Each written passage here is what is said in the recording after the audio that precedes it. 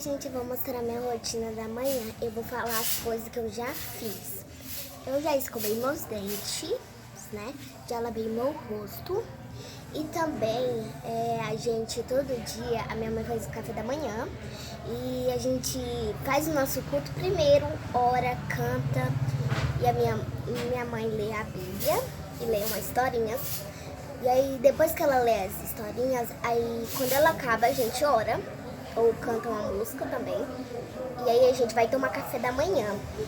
Depois do café a gente limpa a casa, lava as louças e também a gente varre o quintal, lava a área, né? E também a gente varre toda a casa para ficar limpa, né? Porque eu sei que vocês não gostam de casa suja, nem bagunçada. Pois todo dia nós a gente limpa a casa, né? E pra deixar bem limpinha, depois da casa que a gente termina, aí 11 horas já tá na hora do almoço e a gente vai almoçar. Aí depois do almoço a gente vai assistir um pouquinho. Depois de assistir a gente desliga a televisão e a gente vai inventar alguma coisa, né? E depois da umas 2 horas ou 4 horas da tarde, a gente faz a nossa tarefa, né? A gente faz a nossa tarefa 2 horas e quando a gente faz a nossa tarefa 2 horas, aí depois que a gente termina, né, que a mãe faz um por vez, que é eu primeiro, depois a Sueli, e às vezes também a minha irmã faz de manhã e eu faço à tarde. E também depois da tarefa, a gente toma o café da tarde. Depois do café da tarde a gente brinca ou faz alguns esportes de exercício. E também a gente assiste TV. E depois a gente desliga a TV e vai brincar de outra coisa para inventar.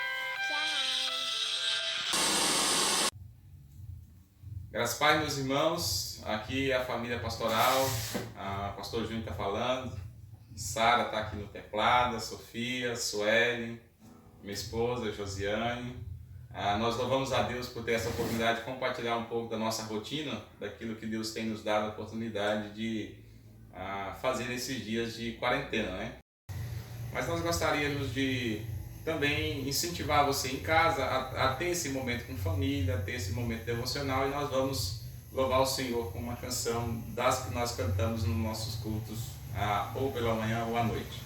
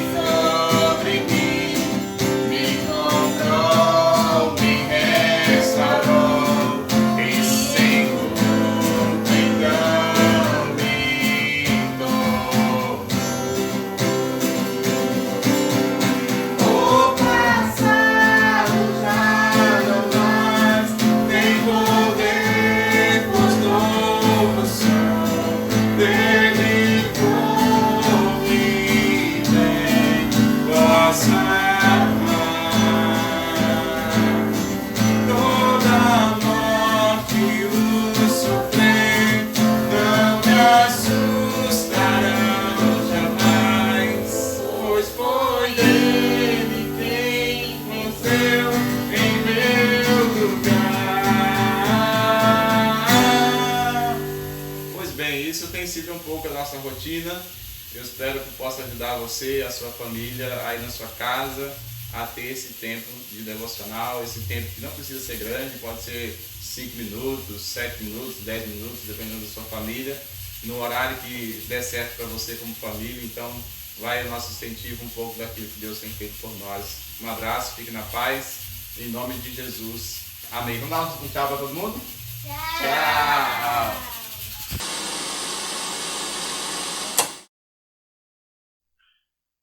Graças e paz a todos que se juntam a nós nesse culto virtual. Que bom ter você conosco. A minha oração é que o Senhor derrame dos céus ricas bênçãos sobre o seu lar, sobre a sua vida, sobre a sua família. Tem chegado ao nosso conhecimento que algumas pessoas fora da nossa cidade, fora do nosso estado, têm acompanhado as nossas transmissões. Alguns irmãos da igreja têm até divulgado nossos links de pregação para outros lugares, e nós ficamos muito gratos a Deus por isso, e nosso desejo de fato é que o Senhor te abençoe aonde você estiver, que o Senhor faça desse tempo algo maravilhoso na sua vida, e nós nos sentimos muito honrados de tê-los conosco, mesmo não conhecendo muitos dos que nos ouvem, e assim nós estendemos a nossa gratidão a Deus por vocês. Nosso foco nesse mês tem sido a família. A nossa mensagem durante esse mês de maio vai ser voltada com esse tema relacionado à família, ou o bom funcionamento do lar. Hoje eu gostaria, nessa manhã, pensar com você sobre uma palavrinha pequena.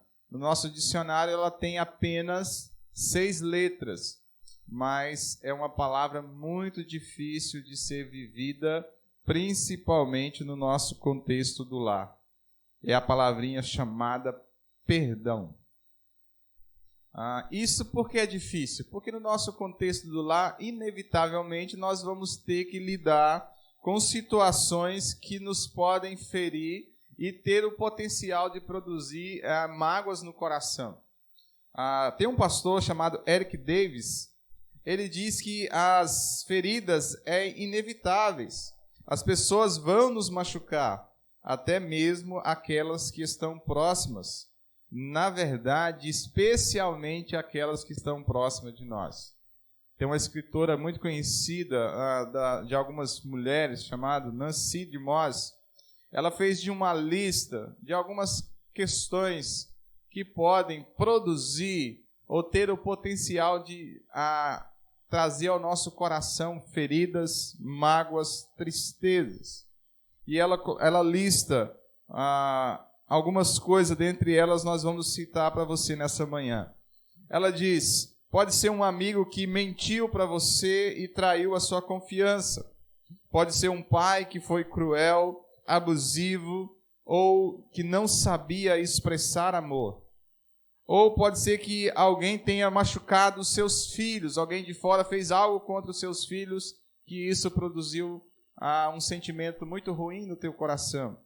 Ou talvez um filho ou uma filha que se rebelou contra a sua autoridade e isso tem trago a você sérios problemas. Talvez a pessoa com quem você casou, o cônjuge que prometeu fidelidade até a morte o separe, esses votos foram quebrados. Talvez você poderia incluir na sua lista uma série de questões que podem e têm gerado, talvez, feridas no seu coração. Mas a questão principal deste assunto é se você é um cristão, você vai ter que deparar mais cedo ou mais tarde com um grande dilema da nossa alma. O que fazer com as ofensas que nós sofremos? O que eu faço com as ofensas que eu recebi? Nutrir mágoas? Perdoar? O que fazer?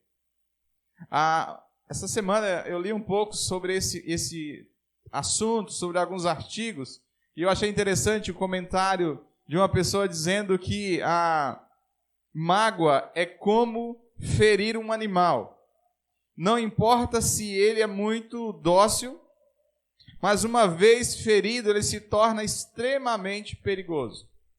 E nessa linha de pensamento, a mesma escritora Nancy DeMoss, ela diz que, embora não possamos evitar sermos feridos, a coisa mais importante é lembrar que o resultado de nossas vidas não é determinado pelo que acontece conosco. Nada que alguém lhe fez ou fará pode determinar o que você tornará. O que foi feito pode afetar a sua vida, mas não pode determinar o resultado dela. E pensando um pouco sobre esse assunto, eu convido você a abrir a sua Bíblia para o texto de Mateus capítulo 18, verso 23, até o verso 35. Mateus 18, 23 a 35.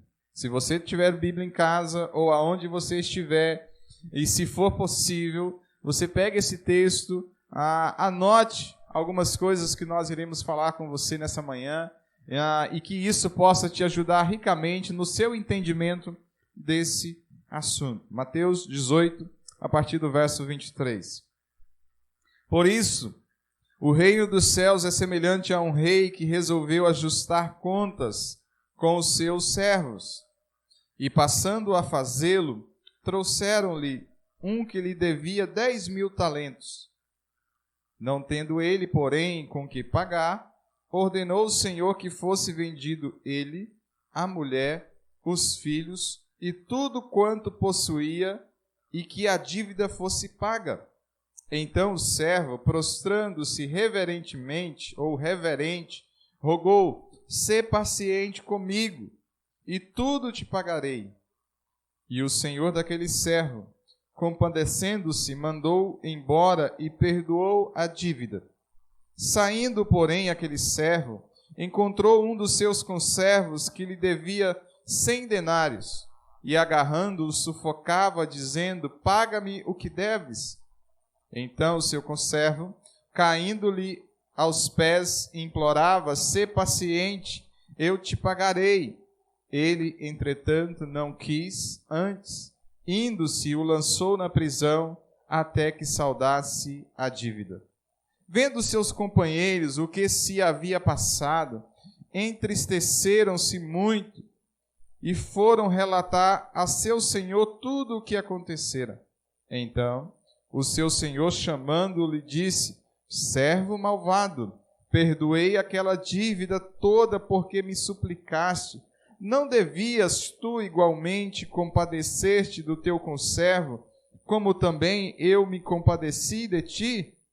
E, indignando-se, o seu senhor o entregou aos verdugos, até que lhe pagasse toda a dívida. Assim também meu Pai Celeste vos fará, se do íntimo não perdoardes cada um a seu irmão. Vamos orar? Vamos falar ao nosso Deus, pedir ao Senhor que nos traga à nossa mente uma compreensão clara daquilo que Jesus está nos ensinando. Senhor, nosso Deus e nosso Pai, graças te damos, ó Deus, ao Senhor por essa palavra. Graças te damos, ó Deus, porque a tua palavra, ela tem instruções, ela nos orienta como viver o relacionamento familiar de uma maneira, Deus, que agrada e glorifica o teu nome. Assim, ó Pai, eu peço ao Senhor nessa hora que venha, ó Deus, falar aos nossos corações e nos dar, ó Deus, uma diretriz clara daquilo que nós precisamos fazer, daquilo que é o nosso papel diante do Senhor, à luz daquilo que Cristo fez por nós na cruz, em nome de Jesus. Amém. Gostaria de trazer algumas considerações iniciais nesta manhã.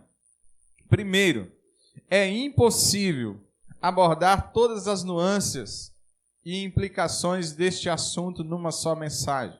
Se fôssemos fazer uma exposição sobre perdão, nós teríamos talvez uma longa jornada aí para trabalhar sobre esse assunto tão vasto nas Escrituras.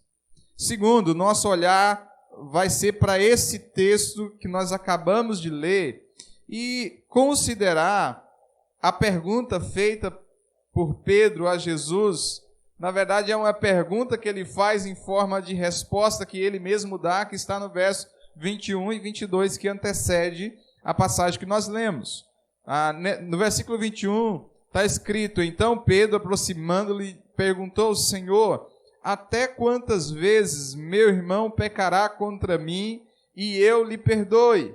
Até 7 vezes? E respondeu-lhe Jesus: não te digo que até 7 vezes, mas até 70 vezes 7. Os rabinos no tempo de Jesus consideravam que você deveria perdoar uma pessoa até 3 vezes.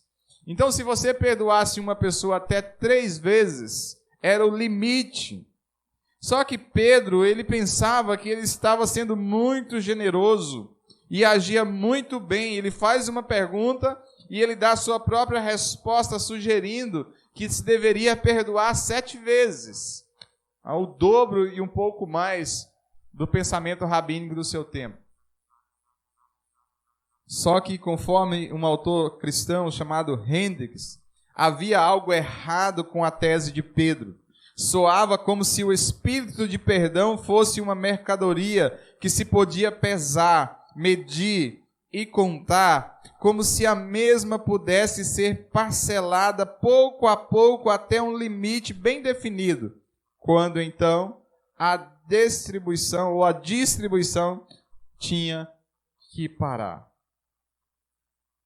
E Jesus olha para essa indagação de Pedro, ele olha para essa sugestão de Pedro, ele conhecia muito bem o pensamento rabínico do seu tempo, ele sabe que perdão não funciona dessa forma, não se pode contar quantas vezes nós devemos se estender um perdão a uma pessoa, e Jesus sabia muito bem, e ele vai contar essa parábola para nós, para mostrar que o genuíno perdão, ele transpõe barreiras, fronteiras, e é um estado de um coração que não tem como ser calculado a quantidade de vezes que isso pode ocorrer na nossa vida ou na vida de qualquer pessoa.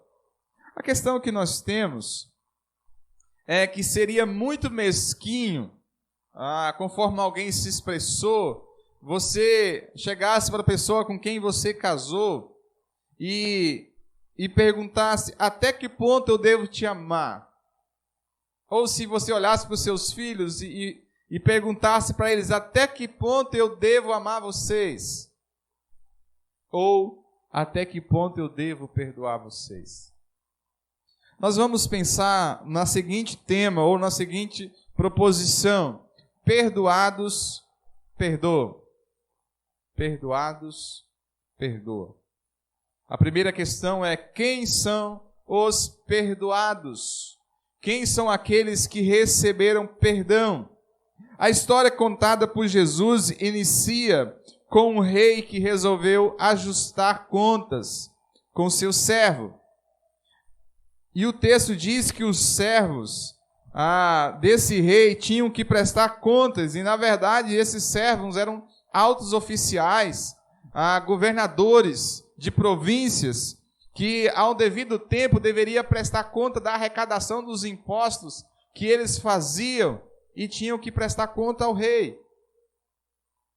A questão aqui é, ao que se parece, a parábola nos mostra que essa primeira pessoa que o rei vai ajustar as contas, ele havia passado um longo tempo roubando o rei, porque era impossível ele constituir uma dívida com o rei na magnitude do que ele constituiu. Só para nós termos uma noção da quantidade da dívida desse homem, a Palestina, naquele tempo, a sua arrecadação total era de 800 talentos anuais. O nosso texto diz que ele devia 10.000 talentos. Ele conseguiu desviar uma grande proporção de recursos. A desonestidade desse homem era muito grande. A sua dívida era impagável. O montante do valor dessa dívida era impagável. E o que ele fez era digno de morte. Além dele não poder pagar, era passível de morrer o ato que ele cometeu. E não somente isso, a sua família estava sendo vendida. O versículo 25, foi ordenado que fosse vendido ele, a mulher, os filhos e tudo quanto possuía, e que a dívida fosse paga. Em outras palavras, o seu caso não tinha solução. Não tinha como ser resolvido, porque nem se ele fosse preso, a dívida seria quitada. A menos, exceto por um detalhe. O rei era um homem compassivo. O rei aceitou o prejuízo e ele perdoou esse servo. Esse servo que estava para sua família ser penalizada juntamente com ele. Esse servo que havia roubado, que não merecia ser perdoado, ele é perdoado simplesmente por um puro ato de amor desse rei, que o texto diz, compadecendo-se, mandou embora e perdoou a sua dívida. Quem são os perdoados? O que isso revela para nós sobre o perdão? Primeiro, quando nós olhamos para esse servo endividado com a dívida impossível de pagar, o que Jesus está nos ensinando é que todos nós somos devedores de Deus. Não existe ninguém nesse mundo que tenha conseguido crédito para com Deus. Alguém que conseguiu ter saldo com Deus. A questão aqui é que quando o pecado entrou no mundo por meio do pecado de Adão e Eva lá no princípio, todos nos tornamos devedores de Deus. Toda a humanidade, desde Adão, está em débito com Deus. Está debaixo de condenação do pecado por quebrar a lei de Deus. E quando nós violamos a lei de Deus, Romanos 3, verso 10, que é uma citação do Salmo 14, diz: não há justo nenhum sequer. Quando Deus faz uma avaliação da humanidade, como ele fez essa avaliação da humanidade e ainda faz, todos estão em débito com ele. Não tem ninguém com crédito com Deus. Todos nós somos devedores. Também, nós vemos nisso aqui, que ninguém tem condições de pagar a sua própria dívida. Da mesma forma que esse servo não teria condições de pagar a sua dívida, nós também não temos. Pecado não se paga com dinheiro. Isso é tão claro para nós que o salmista, no Salmo 49, verso 7 e o verso 8, na Nova Tradução Linguagem de hoje, ele diz: ninguém pode salvar a si mesmo, nem pagar a Deus o preço da sua vida, pois não há dinheiro que pague a vida de alguém, por mais dinheiro que uma pessoa tenha. Essa dívida que foi constituída por Deus, ela não pode ser paga por bens. Ela não pode ser paga por obras. Ela não pode ser paga por nada que nós fazemos nesse mundo. Essa dívida era impagável. Nós não poderíamos trabalhar suficientemente para quitá-la. Mas, não obstante, essa dívida precisa ser paga. A dívida tem que ser paga. E quando nós olhamos para que a dívida tem que ser paga, na passagem que nós lemos, aquele que perdoou a dívida, ele assumiu o prejuízo dela. E a questão que nos reporta a 2 textos da palavra de Deus agora vem em mente, primeiro Hebreus 9, 27, assim como cada pessoa está destinada a morrer uma só vez, depois vem o julgamento, vem o acerto de conta, vem a prestação de conta que cada um de nós vamos ter com o Senhor. Só que aí tem Romanos 14, verso 12, e diz: assim cada um de nós será responsável por sua vida diante de Deus. A dívida precisa ser paga. Nós somos responsáveis por ela porque foi nós que constituímos essa dívida com Deus. Ao mesmo tempo, nós temos uma dívida que ela é impossível por nós mesmos de ser paga. E vem mais uma verdade do Senhor.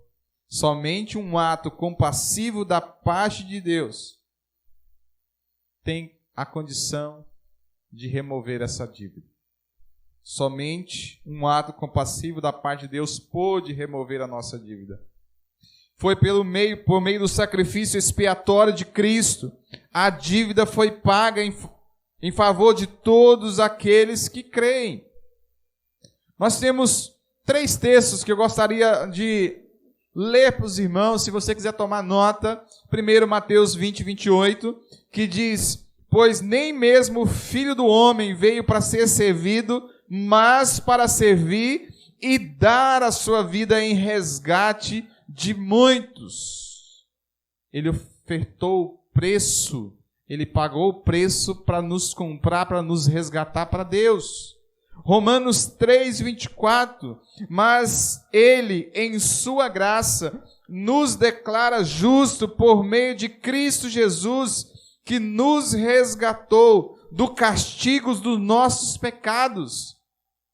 O que nós fizemos merecia punição. A nossa dívida tinha um preço. O salário do pecado é a morte. E vem Cristo, por meio dessa compaixão, dessa graça que exerce por meio dessa compaixão. Essa graça nos mostra o que o autor está dizendo de compaixão, nos declarando de maneira judicial justos, por meio daquilo que Cristo fez, nos resgatando do castigo dos nossos pecados. Colossenses 2,14 é o terceiro versículo. E anulou a conta da nossa dívida. Ele acabou com essa conta pregando na cruz. A nossa dívida de pecado para com Deus, para aqueles que creem na obra expiatória de Cristo, ela foi paga, ela foi encravada na cruz quando Cristo derramou seu sangue. Este foi o preço. Quem são os perdoados? São todos aqueles que aceitaram o pagamento realizado por Cristo na cruz e depositaram a sua confiança unicamente nesse sacrifício e obtiveram o perdão dos seus pecados. E nós temos algumas aplicações sobre isso. A oferta do perdão de Deus, ela é universal. Eu não estou falando da efetividade, eu estou falando daquilo que é ofertado. A humanidade, essa oferta de Deus, ela é estendida a toda a humanidade. Visto que ninguém pode trabalhar para quitar a sua dívida com Deus de pecado.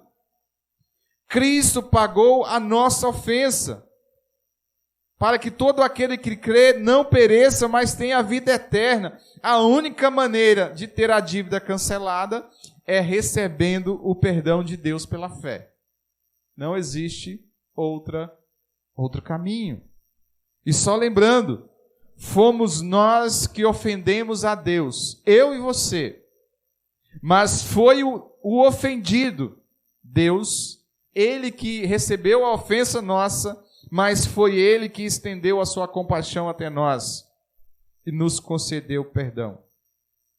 O ofendido concede perdão àqueles que o ofendeu.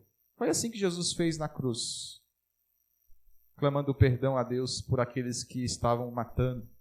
Foi assim que Estevão fez também, quando estava morrendo apedrejado. A questão aqui é: você já experimentou desse perdão de Deus? Esse perdão de Deus já é claro na sua vida? Você tem experimentado isso no seu coração? Você sabe se Deus perdoou os seus pecados? Isso é uma verdade para você? Só que isso nos leva à segunda indagação do que nós estamos trabalhando.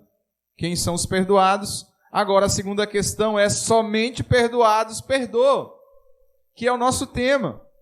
O servo que havia acabado de receber perdão, ele precisava agir da mesma forma com a qual ele foi agraciado. Só que não é o que ele faz. Ele sai, ele encontra uma pessoa que deve a ele um valor irrisório perante aquilo que ele havia recebido de perdão. E ele pega a pessoa e sufocava a pessoa dizendo: paga-me o que deves. E a pessoa, ela faz basicamente o que ele havia feito anteriormente. Ele implorava: ser paciente comigo, te pagarei. O versículo 30 diz: ele não quis ouvir essas coisas. Antes, indo-se, o lançou na prisão até que saldasse a dívida. Somente perdoados perdoam. o rei que o havia livrado da prisão, agora fica sabendo que aquele servo agira de uma forma diferente da qual ele havia recebido o perdão de Deus. Mas esse servo que saiu e pegou o seu conservo, alguém que estava no mesmo nível do que ele, quando ele aplicou a justiça a seu irmão, ele estava auto se condenando. Porque o texto diz que quando o rei soube do que aconteceu, ele mandou chamar aquele servo de servo malvado. Perdoei-te aquela dívida toda porque me suplicaste. Não devias tu igualmente compadecer-te do teu conservo, como eu também compadeci de ti? Assim também meu pai... Aí o texto continua, versículo 34, indignando-se, o seu senhor entregou aos verdugos até que pagasse toda a dívida. Assim também meu Pai Celeste vos fará, se do íntimo não perdoardes cada um a seu irmão. Não é por acaso, conforme um autor chamado Fritz, por vezes nós queremos ser mais justos com os outros, consideramos gigantescas as suas faltas contra nós e não queremos perdoar. O castigo que o servo imputou ao seu conservo foi o mesmo que ele teve que se amargar. O Isber, que era um outro autor cristão, ele disse: a pior prisão do mundo é a prisão de um coração rancoroso. Se nós recusarmos a perdoar os outros, tornamos-nos nossos próprios carcereiros e a causa dos tormentos que sofremos. Conforme alguém expressou, a amargura é o veneno que tomamos na expectativa que o outro morra. A amargura é o veneno que tomamos na expectativa que o outro venha a morrer. Só que nós nem percebemos que uma pessoa amargurada, a cada dia vai morrendo. A cada dia ela vai perdendo a sua vitalidade. A cada dia ela deixa de experimentar aquilo que Deus tem de bom para ela. Mas quais as implicações disso para nós? Primeira implicação que eu gostaria de trazer em relação ao que nós estamos falando, perdoados, perdoa. Enquanto não houver em nós uma compreensão clara do que Cristo fez na cruz, teremos sempre dificuldade de perdoar ofensas que sofremos. Se o seu entendimento do que Cristo fez na cruz por você é pouco ou inexistente, inevitavelmente você vai ter dificuldade com isso. Gostaria de citar duas frases de dois pastores. Timothy Line, ele diz: apenas aquele que reconhece profundamente o quanto foi perdoado é capaz de perdoar os outros. Você nunca perdoará ninguém em medida que se iguale a quanto Deus o perdoou em Cristo.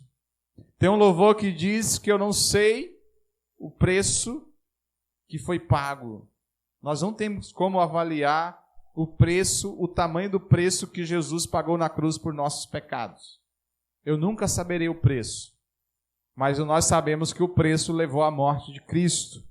Só que o que ele diz, o que nós fazemos com o nosso irmão em relação ao perdão, você nunca vai perdoar na mesma proporção e medida que o Senhor perdoou em termos de ofensa. O que nós cometemos para Deus é muito maior do que as pessoas cometeram para nós. Esse é o primeiro ponto. O segundo, o professor Davi Merck diz: quando realmente percebemos o tamanho da dívida que temos com Deus, todas as ofensas que as pessoas cometeram contra nós, embora reais e difíceis, diminuem em comparação. A chave está em reconhecer a nossa própria dívida e mergulhar no amor que o nosso Rei nos estendeu. Essa é a chave. A segunda implicação, Deus nos chama para uma vida de perdão. O mesmo tipo de perdão que Cristo nos ofereceu pela sua morte na cruz. Somente Cristo Jesus vive em nós será capaz de transformar mágoas em perdão. Efésios capítulo 4, verso 32, Paulo diz: antes, sede uns para com os outros benignos, compassivos, perdoando-vos uns aos outros, como também Deus, em Cristo, vos perdoou. O nosso perdão, ele é comparável, é para nós olharmos aquilo que Cristo faz, aquilo que Deus fez. Ele diz que nós devemos perdoar uns aos outros, como também Deus. E Ele fez como? Em Cristo. Ele nos perdoou. A terceira implicação, perdoar não é uma questão de ter uma fé grandiosa, mas uma questão de obediência à ordem do Senhor. Se você for ler Lucas 17, quando Jesus responde a Pedro, Pedro diz: Senhor, aumenta a nossa fé. É a resposta que ele dá lá. Só que Jesus disse, não é uma questão de fé, é uma questão de obediência.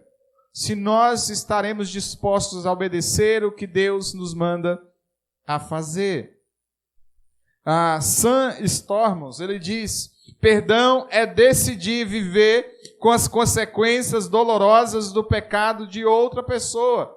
De qualquer maneira, você vai ter que viver com isso.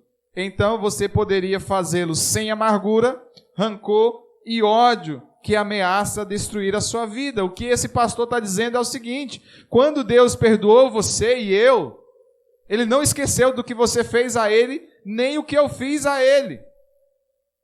O que Ele decidiu fazer foi rasgar a nossa dívida, não levar em conta a nossa dívida, não cobrar novamente essa dívida. Ela estava paga. Quando nós somos ofendidos, nós temos, ou nós vamos alimentar todo dia esse sentimento, ou nós vamos entregar isso a Deus e vamos lembrar sem trazer dor e sofrimento mais ao nosso coração. Mas eu gostaria de concluir essa mensagem nessa manhã, lembrando cada um de nós daquilo que Jesus disse em Mateus capítulo 6, verso 15. O texto diz assim: se, porém, não perdoardes aos homens as suas ofensas, tampouco vosso Pai vos perdoará as vossas ofensas. Um escritor batista americano chamado John Piper, ele olhando para esse texto, ele falou 3 verdades sobre esse texto que eu gostaria de compartilhar com você. Ele diz: primeira, ninguém vai ao céu sem ser perdoado por Deus. Isso implica o primeiro questionamento que nós fizemos: quem são os perdoados? Ninguém que não professou uma fé em Cristo, que não entregou a sua vida a Cristo, que recebeu o perdão de Deus, chegará um dia nos céus. Ninguém vai aos céus sem ser perdoado por Deus. A segunda verdade que John Piper nos traz é: ninguém é perdoado que não esteja disposto a perdoar. Perdoados, perdoam. Ninguém que recebeu o perdão tem condições de negar o perdão para outros. Isso nos traz uma implicação séria. Se eu tenho dificuldade de perdoar, se eu não perdoo, será que eu já recebi o perdão de Deus? Porque a implicação clara é: ninguém é perdoado que não esteja disposto a perdoar. Porque se eu sei o tamanho da minha dívida com Deus e Deus foi capaz de me perdoar, mesmo eu não merecendo o seu perdão, eu devo estender isso da mesma forma ao meu irmão, à minha esposa, aos meus filhos, aos meus vizinhos, aos meus colegas de trabalho ou a qualquer pessoa que tenha me ofendido. Mas a terceira verdade é: ninguém que não perdoa vai ao céu. E talvez essa aqui tenha a nossa maior implicação para nós. Se você diz não perdoo, você está fora do reino de Deus. É o que Jesus diz. Se você não perdoar, você não vai receber perdão. É o que nós acabamos de ler. Se, porém, não perdoar os homens as suas ofensas, tampouco vosso Pai perdoará as vossas, ou perdoará as vossas. O que isso significa? Se nós não perdoar aquilo que os irmãos nos fazem, nós não recebemos o perdão de Deus. E se nós não recebemos o perdão de Deus, a nossa dívida continua com Ele. E se a nossa dívida continua com Ele, isso significa que nós não fazemos parte do relacionamento com Ele, nós não somos filhos dEle. Ninguém que não perdoa vai ao céu. Se você diz, eu não perdoo, saiba de uma coisa. O inferno é o local que te espera. Porque no céu só vai entrar pessoas perdoadas por Deus. No céu só vai entrar pessoas que estiveram dispostas e perdoaram os seus ofensores.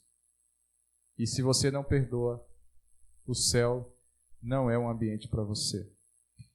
John Piper ele encerra esse comentário dizendo: se você não está disposto ou disposta a perdoar o pecado que alguém cometeu contra você, Deus não estará disposto a perdoar os seus pecados contra ele. Não haverá pessoas que não perdoam no céu. Isso você precisa saber. E nessa manhã eu gostaria de orar com você. Da mesma forma que nós falamos que perdoar não é uma questão simples, feridas machucam, feridas doem, feridas fazem um estrago profundo, nós poderemos carregar isso por longos anos no nosso coração. Mas o que Jesus quer nessa manhã é que você entregue esse fardo a Deus. Peça a Deus em oração: Senhor, ajude-me a perdoar.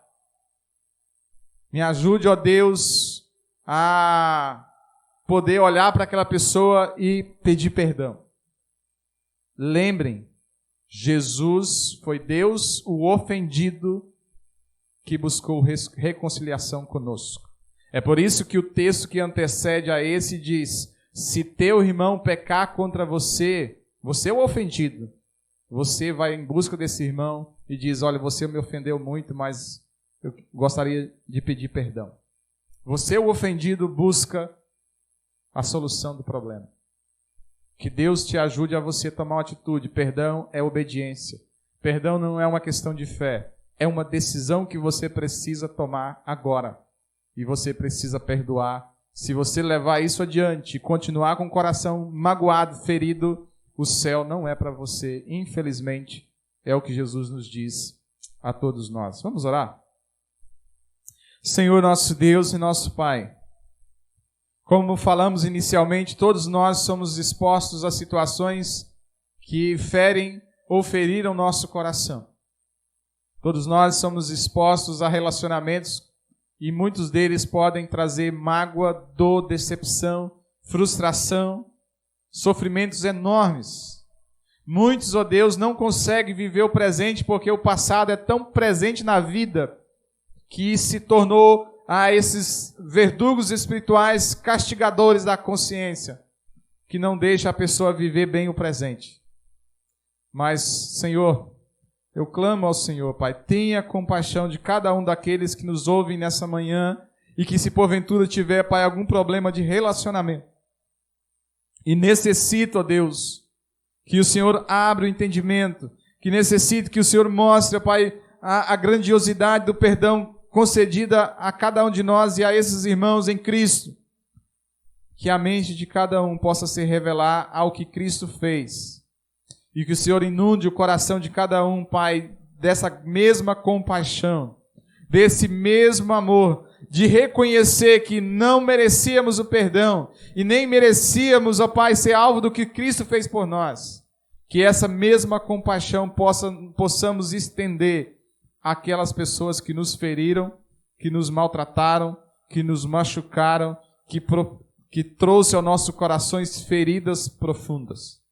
Que o Espírito Santo do Senhor nos dê força, nos dê coragem, nos dê, ó Deus, condições de obedecer aquilo que o Senhor nos pede, porque é assim que o Senhor espera de nós. Perdoar como Deus em Cristo nos perdoou. Que assim possamos perdoar cada um daqueles que tem nos ofendido. Que o Senhor nos ajude assim a cumprir isso, em nome de Jesus. Que Deus abençoe a sua vida, meu irmão. Se, quem sabe você ainda precisa o perdão de Deus dos seus pecados, confesse seus pecados ao Senhor, peça perdão a Ele, mas também você tem responsabilidade com aqueles que o servem, ou na sua família, ou em qualquer ambiente. Você não pode negar um perdão se você foi alvo do perdão de Deus. Agora, se você não perdoar, todas as implicações que nós falamos, vai ser muito claro na sua vida um dia, e você vai perceber que isso não valeu a pena. Perdoa. Perdoados, perdoam. Que Deus te abençoe nesse dia, em nome de Jesus.